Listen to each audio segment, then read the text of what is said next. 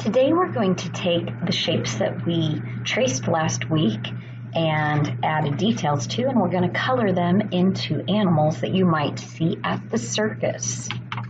So we started with our geometric shapes, and you traced one shape into each section. Now, we added details to start to turn them into animals. And if you didn't do that last week, here's what we did. We thought of an animal that maybe we might see at the circus, and we thought of how to draw it from the shape that is there. So let's say I'm going to see a camel. Let's turn this big triangle hump into a camel. Well, I'm going to make sure that my camel has a long neck, and that neck is going to connect to that shape, and then my camel has some ears and some eyes and some nostrils, and then my camel is going to have some legs, and camels have 4 legs, so there we go, and there's a little camel-y tail. Okay, so once you get all of these designed, then it's time to start coloring. First thing we want to do is outline our lines in black, and that way when we color, all of our details will show up. So I have one here that I've started, and notice that I am carefully tracing over all of my lines. Don't forget places like the mouth, the nose, the eyes, and don't color with the black, just outline.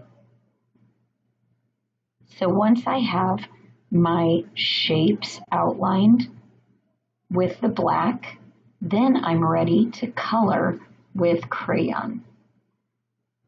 Now, when we color, we want things to look the best possible. Just like in that video that had all of the different animals, we want everyone to be really amazed at our coloring. So notice that we're going to stay in the lines. We're going to color so that we're not seeing the white background behind in the spaces that are colored. And I'm going to go ahead and do this little horse right here.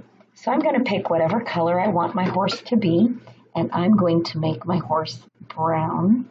I'm going to make his mane kind of a yellowish or orangish color, so I'm going to not color the mane in. Notice that I'm going to go carefully around the edges first, and then I color it in. Now, as I am coloring here, I might get a little tired, but does that mean that I can just scribble and call that finished?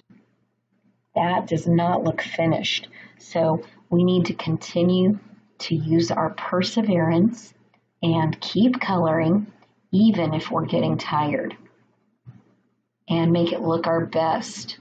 Oh boy, look at that. That is so much nicer. Okay, so let's say I want to do some orange on that mane now.